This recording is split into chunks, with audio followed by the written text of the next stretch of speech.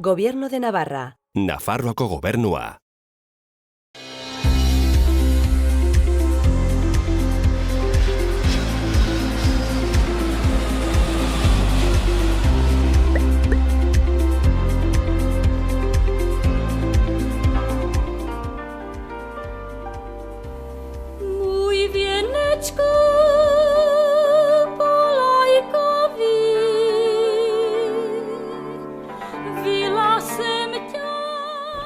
Arratsaldeon, hemen gaude, Iruñeko Gaztelu enparantzan, Iñaki Elizalderen esperoan.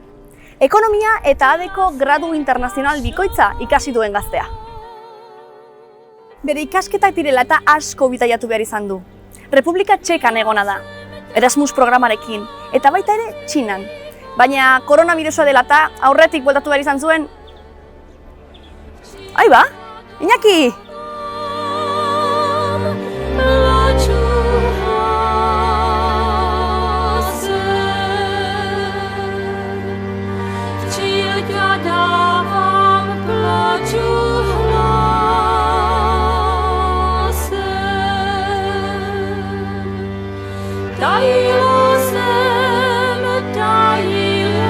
Arratsaldeon, Iñaki, zer moduz? Ondo, eta zeu?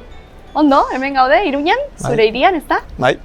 Zuk hemen ikasi duzu, ez? Bai, ikasi dut Umlan, ekonomia eta de doble gradua, eta ja urte honetan bukatuko dut, eta ondo. Eta hori dela eta bidaiatu duzu nahikotxo, ez? Ba, joan naiz 3. urtean Txekiara eta 4. urtean Txinara. Eta oso gustora, bai. Osa, bidaiatzea betidanik gustatu izan zaintzu Bai, edo? asko. Eta 3. urtea, Republika Txekan, zure lehenengo bidaia nolakoa izan zen esperientzia hori? Ba, esperientzia izan zen oso ona. Erasmusa inuen hor, Brennon, bigarren hiria. Eta itxi nintzen irailean, eta joan nintzen ekainan. Eta lehendabiziko asteak izan ziren unibertsitatea prestatzeko nahiko...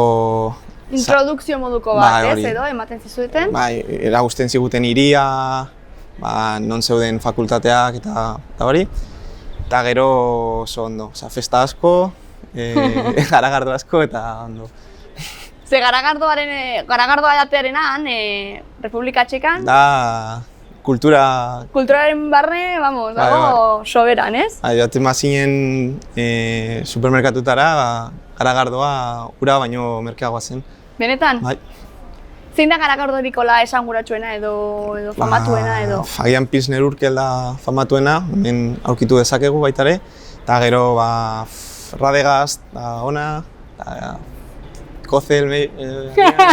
Osa, ja izan zenuen como expertiz bat, ez? Ja, master bat. Eta orduan esan duzu dela Republika Txekako bigarren hiririk handiena, ez? Nola ditzen da? Brennon. Da, famatua daukalako MotoGP-ko zirkuito bat. Behitu? Eta handia, Salamanca bezala.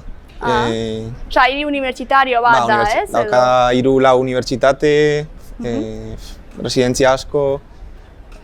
Eta hango jendean nolakoa da edo gehiengoa internazionala edo hango jende ugari dago ere? Dago, Breno da agian Iruña baino handiagoa, uste dut daukala 5.000 litar. Eta daude ikaskide asko, baina baita ere daude lokal asko. Eta gero horko jendea itxia da, ez dute asko hitz egiten zurekin, baina saiatzen da. Arraroa, ez? Naiz eta oso hiri internazionala edo ikasle asko dituen hiria izan? Ja, da arraroa, baina kultura uste dut dela eta ez dute ingelesa oso ondo hitz egiten, baina saiatzen dira, bai. Orduan elkartu zinen gehien bat jende internazionalarekin edo hango jendearekin ere? Ni egon nintzen baita ere igeriketa talde batean, eta orduan egon nintzen horko jendearekin baita ere. Baina batez ere, Frantziako jendearekin, Alemanarak, Espainiakoak... Erasmusa egiten ari zen jendearekin, ez? Mexikar asko zeuden, ondo. Eta adibidez, igeriketa klase horietan, hor bai, harreman estuago bat egin zenuen Bai, egin nuen jendearekin? harreman estua 2 edo 3 pertsonekin, eta ondo. Joan nintzen afaltzera, festa baita ere. Eta nolakoak dira horrela, itxiak esan dugu, baina gero Baina gero izaera ona, bai. Osa, laguntzen dizute zerbait nahi baduzu, lagunduko dizute, eta ondo. Eta adibidez, giroa edo kaleko giroa nolakoa da? Iruinen modukoa edo? Bai, osea, Alde Zaharra oso txikia da, oso hiri handia da, baina Alde Zaharra txikia. Eta jende gehiena bizitzen da kanpokaldean, bai. Baina gero hiriko bizitza guztia egiten da Alde Zaharrean, eta dago pubs beteta, daude denda asko, da Iruña bezala. Eta gero Praga da hiriburua, Pragara joan zinen baita ere, bisitan edo? Praga joan nintzen 4 edo 5 alditan, batez ere bozkatzeko. Bozkatzeko? Bai, zela Europeako... Behitu? Eta han bertan bozkatu zenuen? Bai, Korreoz.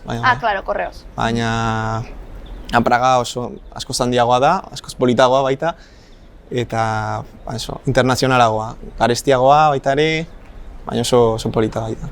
Ze ekonomikoki nahiko, herrialde merkea da, ez? Herrialde oso merkea, bai, ez dauka ia parorik, langabezirik ez dauka. Baina askoz merkeagoa, Polonia eta ekialdeko herrialde hauek bezala. Eta ez du iaia langabezirik esan duzu? Ez, dauka 2% uste dut. Eta jendea zertan egiten du lan, gehien bat? Gehien bat, supermerkatuetan edo pubetan, asko. Osa, turismoa da haien diru sarrera... Bai, Pragan gai. Igual gehiena, ez? Brenon dago industria asko baita ere. Behitu? Haude enpresa berri asko baita. Osa, unibertsitatea famatua zen ekonomia egiteko ona da, dagoelako enpresa asko txiki, baina startups hauek. Behitu? Baina ondo. Praga badauka horrelako fama dela oso leku pintoreskoa, ez, edo? Horrela da, edo nola... Bai, dauka zubi famatu hori, gero dauka katedrala, eta gero kaleak nahiko txikiak dira, 2-3 egunetan ikusteko ondo dago. Eta dago erloju famatua? Erloju famatua baita ere, konpondu dutela. Egon ginen lehendabiziko egunean konpondu zuten. Bai? Zen urte oso bat itxia, eta konpondu egin zuten. Eta oso koloretsua alda edo grisa edo koloretsua, ez da? Bai, eta gero dago baita ere Kafka dela eta bizi zen hor kultura asko, literatura, eskultura asko baita ere. Osa, Kafkaren inguruan dago... Museo bat dago baita ere, ez? Museo baita ere. Kafkaren museoa. Eta historia, nolako historia izan zuten edo... Ez dakit oso ondo, baina uste dut egon zela nazien enpean, urte asko. Eta gero egon zen atentatu famatu bat, dagoela pelikula bat, eta dago eliza bat hor gore zutela armak eta uste dut. Eta atentatu hori dela eta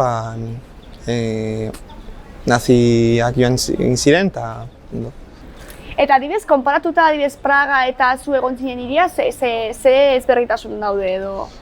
Praga turistaz beta dago, Brno ez, Brno txikiagoa da. Eske txikia dago zatita 2 probintzian. Zatituta 2 probintzietan. Moravia eta Brno da hiriburua eta gero Silesia uste dut dela, eta Praga. Eta Brno da txikiagoa, industria gehiago dauka, eta Praga... Iparraldean dago edo hegoaldean? Brno dago ekialdean, eta Praga mendebaldean. Bale, osea, zatia dago erditurik horrela. Eta kulturalki ezberdintasunak daude mendebalde eta ekialdearen artean edo? Ez, da oso... Antzekoak, bai. Bale. Eta adibidez, zein zen zure egunerokotasuna? Joaten zinen unibertsitatera eta... Ni neukan klase 3 edo 4 egun aste bakoitzeko, eta joaten nintzen klasera, egoizez, eta gero jaten nuen hor, kantinan, Joaten nintzen gimnasiora edo entrenatzera, igeri egitera, eta gero elitzen ginen lagunekin garagardoak edatera, eta festan, eta hori. Eta adibidez, diozu kantinan jaten zenuela, osea, han bazkaltzeko eta gastronomiaren, bueno, nolakoa dago gastronomia edo? Gastronomia ez dauka plates, agian da gulasa dela haragia ogiarekin. Haragia ogiarekin? Bai. Baina... Ogi zati batzuk eta gero haragia. Estofao bezalakoa. Bitu. Eta gero Brenon oso famatua zen baita ere ardoa. Ardoa? Ardoa oso famatua, bai. Hemen baino goxoagoa edo? Nahasten zuten eztiarekin. Ardoa eztiarekin? Ardoa eztiarekin eta gero aste santuan zeukaten garagardo berdea baita ere. Garagardo berdea? Guau! Espeziarekin eta... Eta zapore ezberdina zeukan? Da, ezberdina. Nolakoa zen zapore hori? Nola deskribatu dezakezu? Garagardoa baino pixka bat gogorragoa. Eta ardoaztearekin imaginatzen dut oso goxoa egongo zela, ez? Ba, oso goxoa, bai. Eta beroa edaten zuten eta ere... Hori neguan, ez da? Bai, neguan. Notza handia egiten du? Iritsi ginen -15 gradutara, baina... Nahikotxo. Eta elurra eta... Ez asko, elurra ez asko. 2 edo 3 egun, ez gehiago. Eta zer zen gauzarik gogorrena edo zer egin zaizun gogorrena? Agian gogorrena izan zen... Agian... Ez dakit. Eguraldia edo familiatik... Bai, agian eguraldia. Eguraldia. Ze egunak oso luzeak dira edo... Nahiko motzak. Nahiko motzak, ez? Ez dago argi askorik. Ez da. Neguan, agian eguzkia joaten zen postetan, 4 postetan, ja zegoen eguzkirik. Enteratzen ziren unibertsitatetik eta gauez. Gauez, bai. Orduan, noski, jaia, ez? Garagardo eta jaia zer egin barruzu ezela. Hombre, noski. Zegoen gehiago egiteko. Eta han jaiak hemengoak bezalakoak dira, osea, jendea joaten da kaleetan pote batzuk hartzera eta gero... Hori da.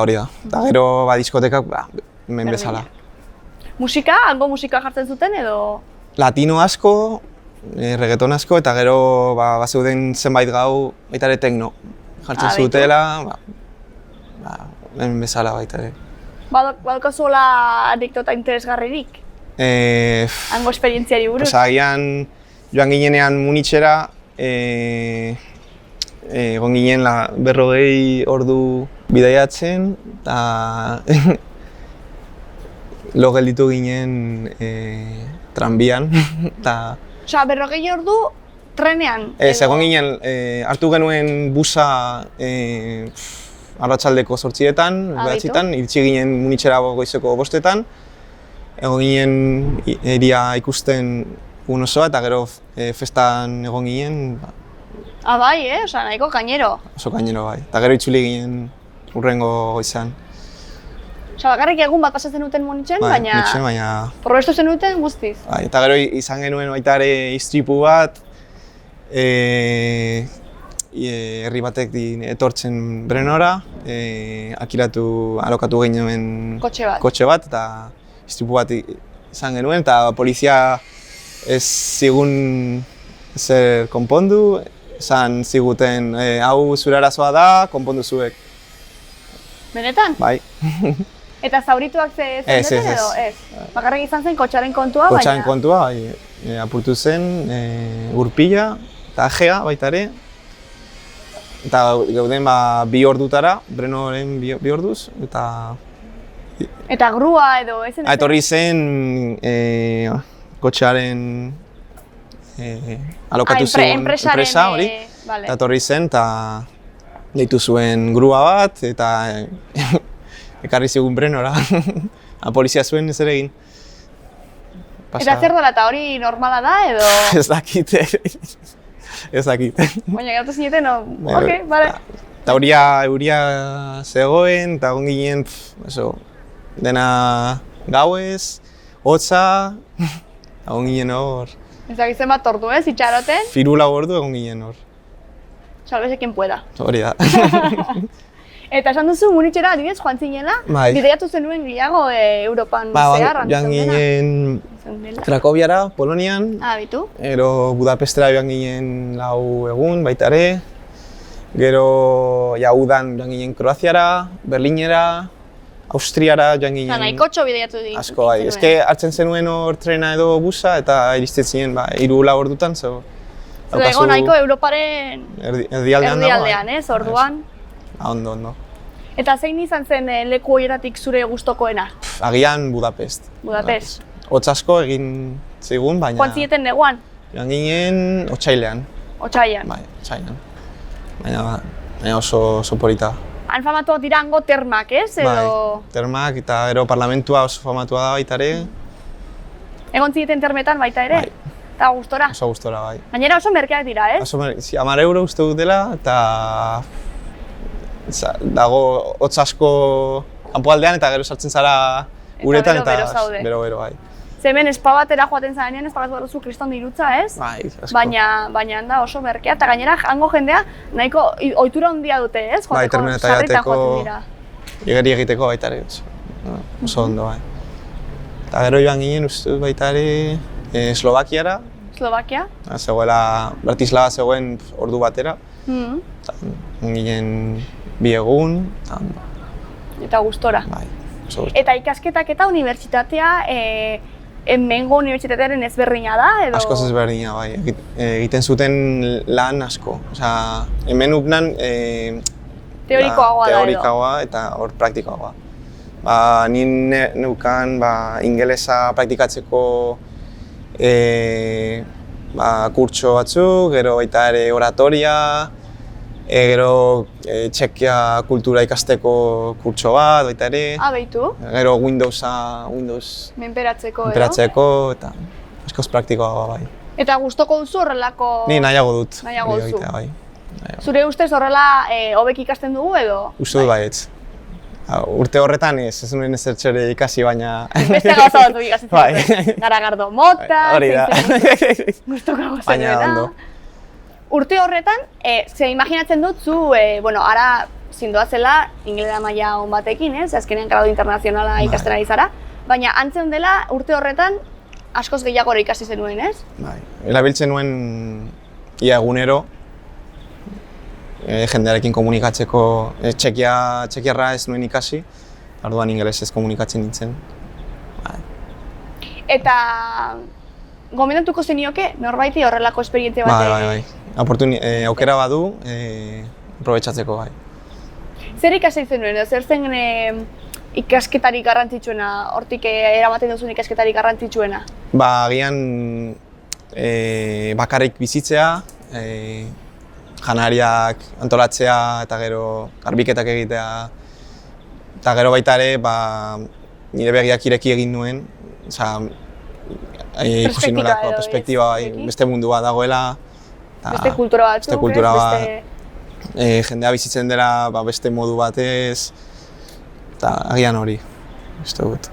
Eta adibidez, nolakoa izan zen zuretzat etxetik kanpo bizitzea bakarrik? Egin zitzaion nahiko erraz, esan behar dut baita ere. Baina niri negoen residentzia batean eta negoen Amerikatako estatu batu pertsona batekin bizitzen. Eta horrekin ingelesez guztiz, ez? Bai, guztiz ingelesez eta gero garbiketak egiteko hitz egiten genuen, antolatzeko, erosketak egiteko eta edo egiten nuen zertxo bat jateko eta sobratzen zitzaidan, ematen nion eta alrebez, baina ondo, bai. Orduan gero, Republika Txekan egon ondoren, bueltatu zinen Iruñera, ez? Bai. Eta hor, Ubnara? Bai, Ubnara. Eta han, hemen urte hori jarraitu ordez, aukeratu zenuen kanpora joatea ere, Bai, Txinara joatera. Txinara? Txinara, bai. Eta han egon zara? Egon naiz, joan nintzen abuztuan eta otsaila arte.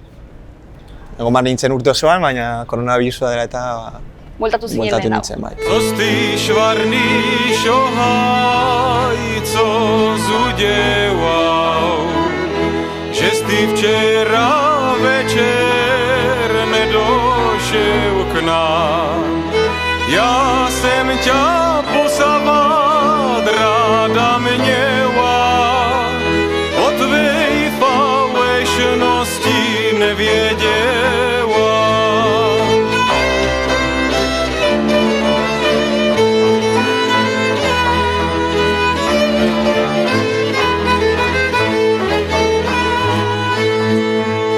Jenom si to milá hore neber, ještě ty můžeš být na svatbě mej.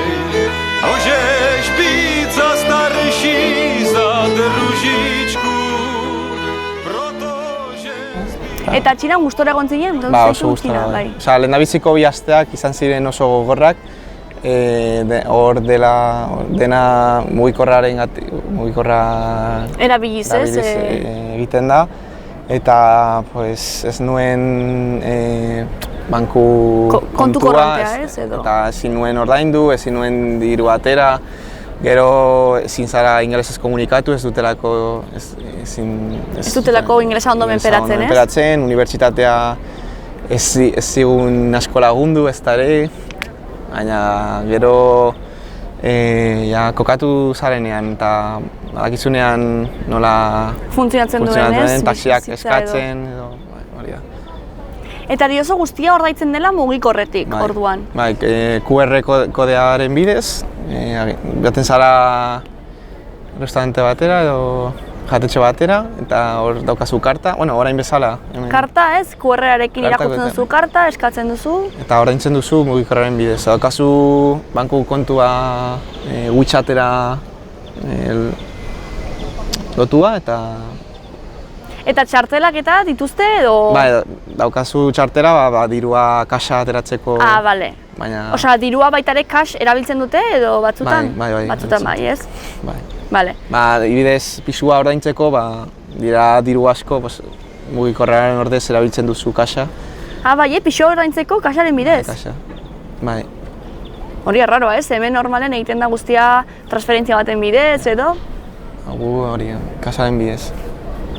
Eta adibidez Espainiako txartelarekin edo, kontu korrontearekin? Ezin da sistema itxi bat, eta ni egiten nuena zen Espainiako revolutaren bidez, txartel bat ez duela komisiorik ordaintzen, kobratzen barkatu, eta ateratzen nuen kasa, eta gero sartzen nuen Txinakoa kontuan, eta gero, ez da. Eta listo.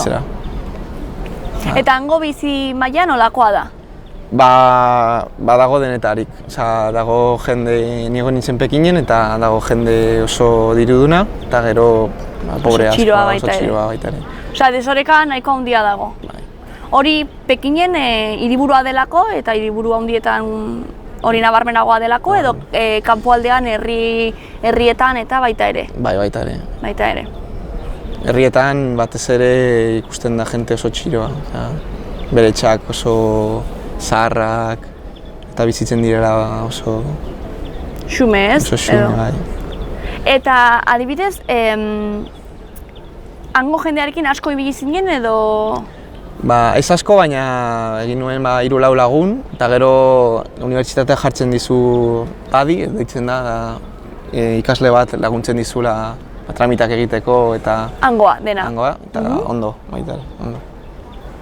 Eta nolakoak dira, nola deskribatuko zeituzke? Oso nabiziko egunetan oso itxiak dira, ez dizute asko hitz egiten edo laguntzeko ez dute... Ez dizute asko eskaintzen, ez? Laguntza asko eskaintzen. Baina gero behin lagunak zaretenean, oso ondo. Gonbidatzen dizu karaokera edo eretxera.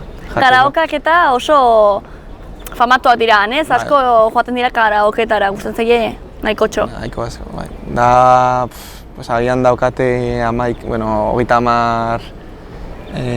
sala.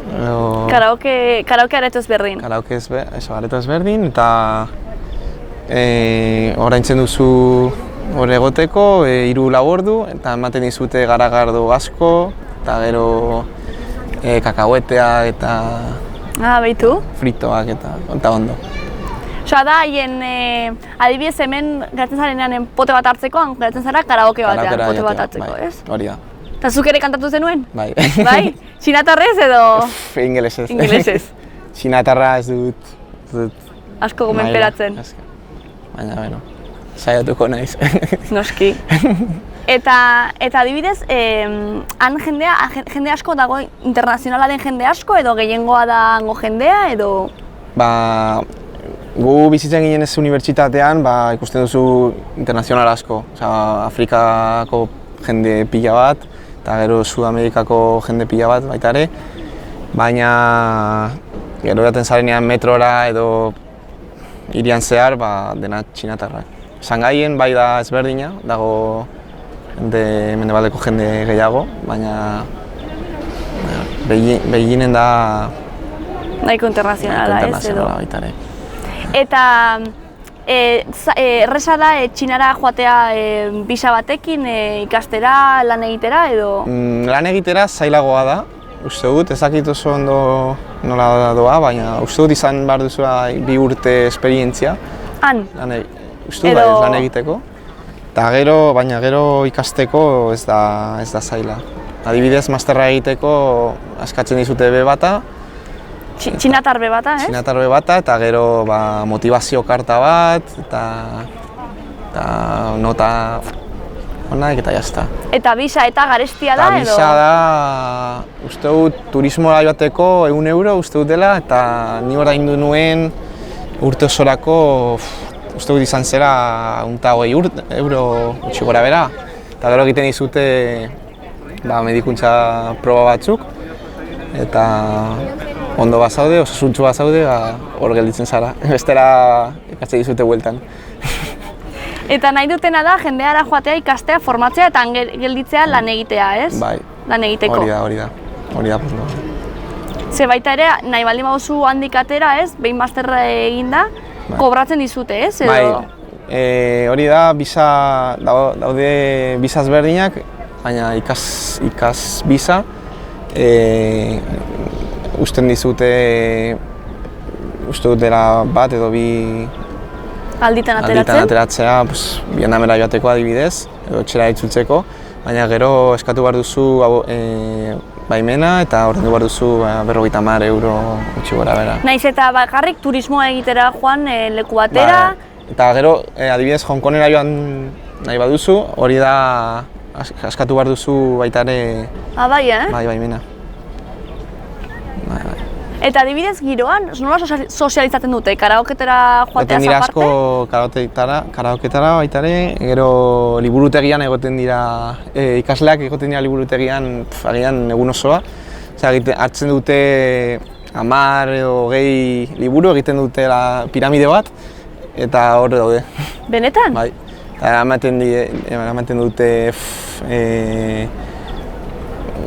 ordenagailua, mugikorra, eta pasatzen dute hor egun osoa. Eta zer dela, eta nahiko presio handia dute edo zaila dira ikasketak edo? Uste dut presio handia dutela, bai.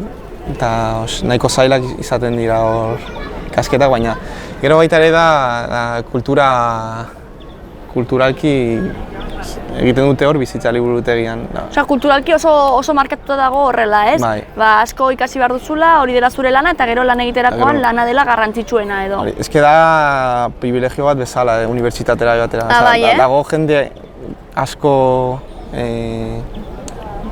unibertsitatea joan nahi duela, eta ezin duena. Plaza ateratzea da... Bai, Osea, ez da unibertsitatea ez da jende guztiarentzat. Ez, izan bazara... Pribatua da edo publikoa? Uste dut zera publikoa. Publikoa, baina plaza gutxirekin. Bai, ezke daude ikasle pila bat.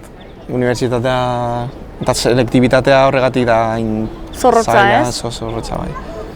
Eta zuretzat ikasketak zailak izan ziren edo honekin konparatuta? Oso errazak. Laguntzen dizute asko, Baina hori igual zure programarekin joaten zinelako, ez? Horregatik. Baina hango jendearekin igual Neukan lagun bat zorrotzagoak dira. masterra txinatarrez egiten, eta esan zidan oso zaila zela. Osea, ez dute oporrik, agian bukatzen dute urtarrilaren erdialdera, eta otsailaren batan bian hasten dira berriz. Baina oso gogor. Eta hori da gauza kulturala, ez? Baina nabaritu zenuen haien izaeran hori ere nabaria zen. Bai.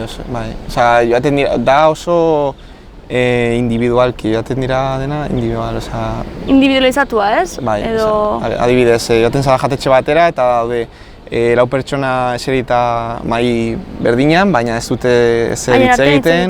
Eta ezagutzen dira haien artean edo ez? Bai, ezagutzen dira eta daude mugikorrarekin. Ikusten duzu pertsona bat neska lagunarekin eta ez dute hitz egiten, daude mugikorrarekin edo... Osea, teknologiaren kontua baita ere dago oso markatua, bai. Eta asko erabiltzen dute. Gehiegi. Gehiegi. Bai, uste dut gehiegi. Baina azkenean, mugikorra behar duzu denetarako. Ordaintzeko, metroa hartzeko, bizikleta bat. Metroa hartzeko baita ere? Bai, daukazu txartela mugikorrean. Gero, bizikletak hartzeko baita ere, denetarako. Hain digitalizatua dago, non harreman, bi pertsonen arteko harremana oso murriztuak daude, ez? Bai, oso. Imaginatzen dendetan ere horrela pagatzen dutela, makinak izango direla. Daukate denda guztiak, QR kodea daukate, ordaintzeko. Eta diru askatzen duten pertsonak kalean zehar, daukate baita ere QR kodea. Eskaleak? Kaleko eskaleak baita ere daukate QR kodegoa? Ostras, nago flipatuta. Pasada bat, bai. Zuk uste horrela bukatuko dugula hemen ere? Espero dut ez. Baina, pasada bat. Eta gustatu zitzaizun hori edo? Da errazagoa, ordaintzeko eta nik kalera ez nuen... Ez ere atera behar, ez? Bakarrik mugikorra eta jazta. Baina, mugikorra galtzen duzu baita ere eta akabo, ez? Galduta zaude?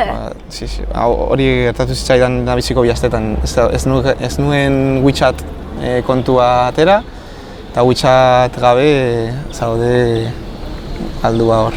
Saldua, bai. Eta adibidez, kontu horretan nork lagundu zizun edo nork esan zizun behira, egin dezakezu horrela? Nire lagun Mexikarra, bai. Bera egon zen Txinan 2 edo 3 urte, eta badaki nola doa eta... Funtzionatzen duen. Bankura joaten zanenean ez dute ingelesa hitz egiten eta dokumentuak daude txinatarra.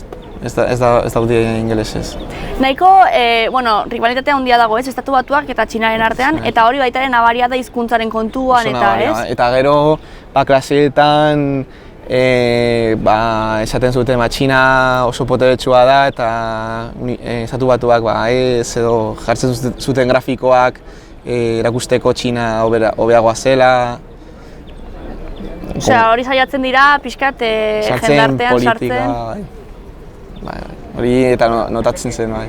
Eta Estatu Batuetako jendea baita ere, ezagutu nuen Txinan bizi zela, edo? Ez. Ez. Ez. Egongo ziren, uste dut. Baina igual gutxiago, ez? Gutxiago, bai. Eta non bizi zineten pisuetan edo erresidentzia batean? Ni hasi nintzen residentzian bizitzen, egon nintzen hilabete terdi, eta gero joan mugitu nintzen pisu batera. Zergatik residentzia zen ez genuen bainua. Komunik? Ez genuen komunik. Komuna eta dutxa zen konpartitua, txartel baten bidez, ordaindu behar zenuen ura erabiltzagatik. Zegoen ez da ere esaten da oskailurik. Oskailurik? Eta sukalderik? Sukalderik ez da. Sukaldea bakarrik zen lo egiteko tokia eta jazta. Zeuden beste residentzia batzuk, unibertsitatearen kampusa oso handia zen, eta zeuden neskentzako, residentzia. Eta zen Asiako residentziarik handiena. Zeuden... Janesak eta mutilak ez zeundeten elkar? Txinatarrak ez, internazionalak bai. Zegoen neskentzako, txinatar neskentzako residentzia zen 12.000 pertsonentzako, da Asiako handiena. 12.000? 12.000 neska zeuden hor sartuak. Gero mutilentzako oso handia baita ere. Eta gero geuden internazionalak zegoen hotel bat, baina oso garestia zela eta oso garestia, eta gero zegoen Afrikako ikasleentzako beste residentzia bat, eta gero internazionalentzako beste bat. Eta zergatik jartzen zuten hain, ez dituzten guztiak nahazten? Ez dakit, eske txinatarrak ordaintzen dute agian gehiago? No, gutxiago, agian 80 euro... Bakarrik, bai. Unibertsitaterako? Bai, eta ni ordaintzen nuen residentzian 140 euro gutxi gora bera, hotela zen 400 euro, eta afrikarrak ez daukat ideari. Ez afrikarrei ematen diote beka asko eta horregatik jartzen dute... Behitu? Eta zer dela eta ematen diote beka asko afrikarrei? Uste dut, inbertitzen ari da Txina Afrikan asko infrastruktura, zubiak egiten, eta nahi dute Afrikako jendea eta prest egotea, formatu txinatarra ikastea. Uste dut hori da arrazoia. Eta adibidez, diskotekak eta horrelako gauzak badaude baita ere han, edo? Bai, izugarriak. Izugarriak? Dago zonalde bat, dela futbol estadio ondoan. Behitu? Dela San Litun, eta da luxuzko zonaldea, eta hor daude diskoteka guztiak. Eta da ez duzu ezer ordaintzen Europarra izateagatik. Europarra izateagatik bakarrik? Bai. Daude RPP asko, diskoteka bakoitzeko agian daukate 3-4, eta sartzen zara listan, bidaltzen diozu zure izena, edo zure lagunen izena baita ere. Zure QR-a? Eta sartzen dizu BIP zonaldean eta alkohol doain. Alkohola doainik. Doainik eta sarrera doain baita ere. Eta hori Europarra izateagatik bakarrik? Bai. Adibidez, urte honetan izan zen basket mundiala. Bai. Hor Pekinen, eta egon ginen festan Serbiako taldearekin. Benetan? Bai. Hala? Eta gero egon ginen hitz egiten Mascheranorekin, Barcelonako jokalaria, Labetzirekin baita ere, eta jende famatua zegoen hor. Eta bakarrik, Europarra zinelako, egon zaitezke horrelako jendearekin, horrelako privilegioekin. Bai, hori da. Nola ikusten dituzte europaiarrak orduan? El sumun edo? El sumun, el dios, Bai? Bai. Eta hori, Europarrak diskoteka batean egotea erakartzen du hango jendean, plana jendea? Jende asko, erakartzen du jende pila bat. Eta, sarreran ikusten duzu Ferrari asko, Lamborghini asko... Jende famatua dagoelako edo? Famatua, diruduna... Diruduna, baina txinakoa edo? Txinatarrak, bai. Dago txinatar asko, baina gero baita ere Europarrak... Txinatar dirudunak eta gero Europarrak ja... Ikasleak edo Erasmusa bezala... Interesgarria. Eta dira, diskoteka 3-4 pisukoak, musika ezberdinak... Musika ze motatako musika? Jartzen dute batez ere techno, eta gero jartzen dute baita ere hip-hop, eta gero daude beste batzuk latino, musika, reggaeton...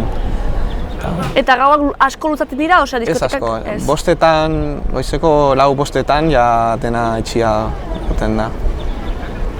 Eta gastronomikoki, gustoko duzu hango janaria? Bai, da oso koipe asko dauka. Bai, erabiltzen dute koipe asko arroza egiteko, frigitzeko, edo nudelak egiteko baita ere... Nudelak egiteko koipe erabiltzen dute? Bai, koipe erabiltzen dute. Eta gero botatzen diote haragi ezberdinak. Oilaskoa. Asko, bai. Eta gero baita ere jaten dute tofu asko. Tofu, bai. Tofu, sopa asko baita ere.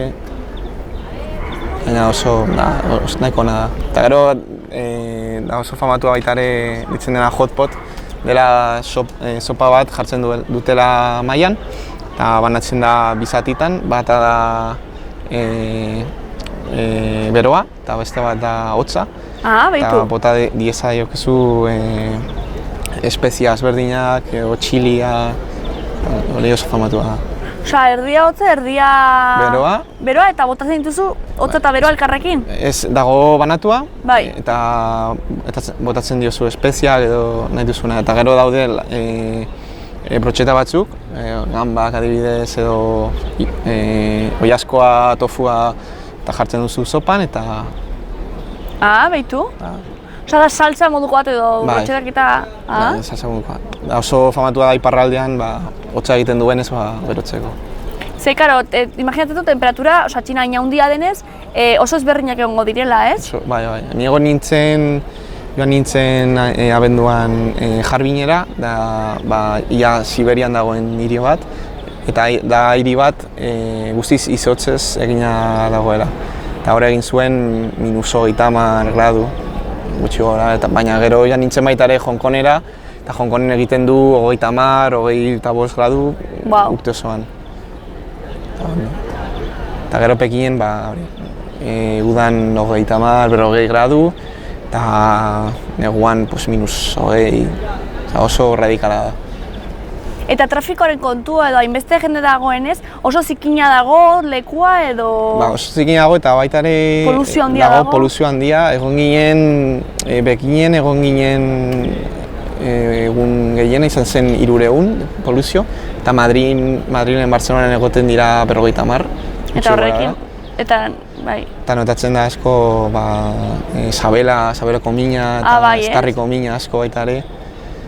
Eta gero trafikoa dela eta erabiltzen dute bizikleta asko. Bai, bueno. Moto elektriko asko baita ere. Baina dago, ez da, Googlea debekatua dago, baina... Google Maps? Google Maps debekatua dago, baina daukate bere sistema eta esaten dizu da horia, berdea edo gorria. Eta gorria esaten dizu daukazula trafiko asko, osa berdina, Googleen berdina. Hori da. Eta nabaritu zenuen asko hori baita ere, Ameriketakoak ziren aplikazio edo sistema asko zeudela debekatuta? Bai, WhatsAppa ezin duzu erabili, YouTube ez da. WhatsAppa ez? YouTube ez da ere? YouTube, Instagram, Twitter ezin duzu erabili. Osa, erosi behar duzu VPN bat, dela IP konexioa jartzeko estatu batuetan adibidez, eta erabili dezakezu, baina ez dela ezin duzu. Eta hango jendeak erabiltzen zuen edo? Bai, osa, debekatua dago, baina jende guztia erabiltzen du. Badakite erabiltzen dutela eta... Eta bueno. Eta jazta. Baina hola eskaparatean ez esaten dute debekatuta dagoela eta... Osa, gero festetan, adibidez, urrian izan zen komunista, festa komunista,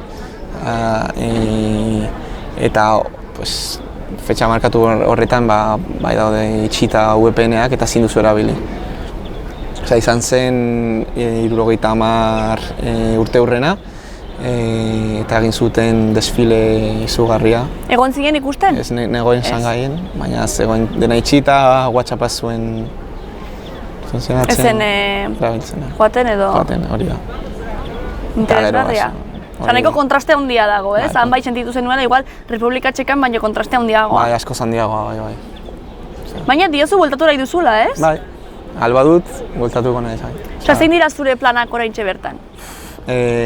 Gradua bukatzea urte honetan. Online egiten ari zara, ez? Hasiko gara urrengo astean, baina presentziala. Ja, ez? Claro. Upnan, hasiko gara, egin beharko dut gradua mailarako lanak. Eta urrengo urtean ez dakit, hemen lan egiten hasiko naiz edo bestela Txinara joango naiz. Osa, saiatzen ari zara Txinako ikasketak eta Bai, aukera bat gehiago izateko. Ez dakit zer egingo dudan, baina... Etorkizunean, baina bueno, aukerak irekiak izateko. Bai, hori da. Ba, mila esker Iñaki. Eskerrik asko. Zorte hon, zure proiektu guztiekin. Berdin. Eta egonen gara. Vale.